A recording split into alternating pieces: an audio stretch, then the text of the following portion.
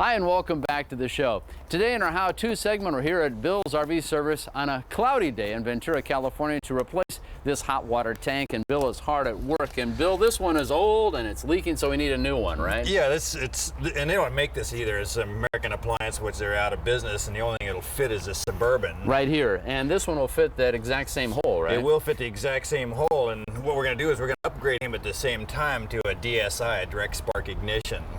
So these run about $377 at Camping World. If you need a door kit, which we will with this, they run about $36 for the door kit. Okay, so first things first, we have to pry this out, right? Yeah, I've taken out the screws and drained the water, and then what we need to do is we need to pry this loose, and I'll just get it pulled forward a little bit, and then we're going to go inside. So that's a little rough getting that thing loose. Yeah, they're a little snug. Okay, there it is. So we're loose, and we need to go inside and take the water lines off the inside, and then of course we can pull it all the way out and go from there. As you can see, I've already installed the switch for this. I've already pulled power, and I've brought the wires over here ready for the new heater. Okay. So I actually pulled it off the furnace circuit because the electrical is nowhere near here. So sometimes it's close, sometimes it's not. All right, then I have to take those. I've already taken I've got the gas line off. Now I just need to get these water lines off, and these have a rubber seal, so they're just hand tight. You don't need a wrench. Some you do. And then once we get the lines off, then we just simply need to go back outside and get the thing completely out of the rig and prep for the new one. Yeah, you can see this pretty much got to yank it out of there. And sometimes,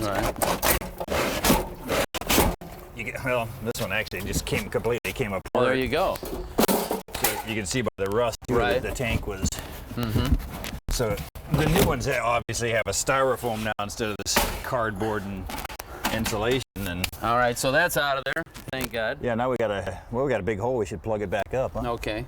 Feed those in there. Yeah, we want to feed them in at the same time. If you want to do that, I'll kind of start sliding. Okay.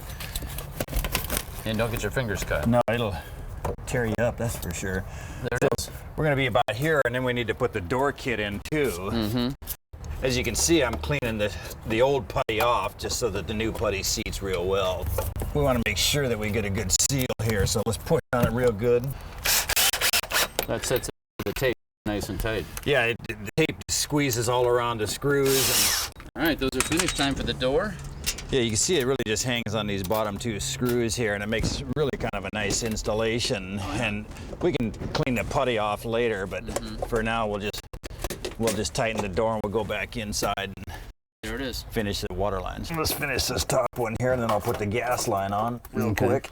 There's the water lines, and now this is the gas line. Yeah, it's already attached out there at the other side of the water heater. A lot of these gas lines are going to have to be modified on these older water heaters. They've changed them since then. What they've actually done is made a continuous line, and they've taken away this actual fitting out here. So make sure that these are tight.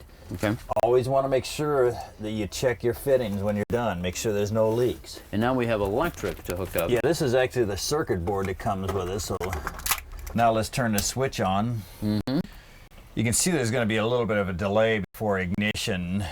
When the red light goes out, we'll get ignition. The red light comes back on. That means it malfunctions. You want to turn it off and then reset it.